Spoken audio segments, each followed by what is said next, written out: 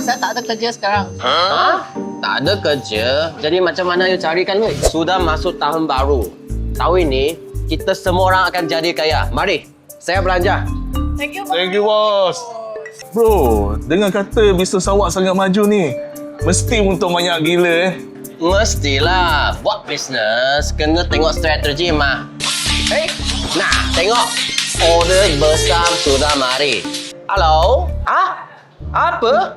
Tanda tersumpat merokok, Saya bos tahu. You suruh kontraktor repair saja. Tak ada orang. You pun cuti. Ayo, tak apa. Nanti I call balik.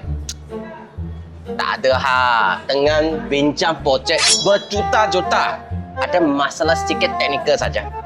Bro, jadi tahun ni punya bonus you bagi berapa bulan? Ini kena tengok prestasi staff, mah. Betul tak?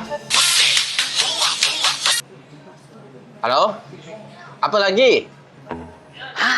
Lampu dah rosak. Tak ada duit nak beli. Kau suruh I approval baru boleh beli? Tak apa. Nanti I masukkan petty cash. Jangan kacau lah, I tengah makan ni. You bukan buat bisnes ke? Kenapa pun awak tak bunyi? You tak ada tim nak jaga ke? Taklah, saya tak ada kerja sekarang. Tak ada kerja. Jadi macam mana you carikan duit?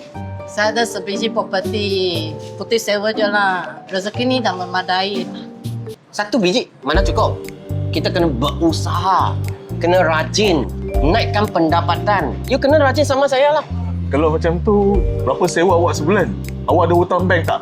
Properti saya tu kilang. Saya dah habis bayar bank loan dah.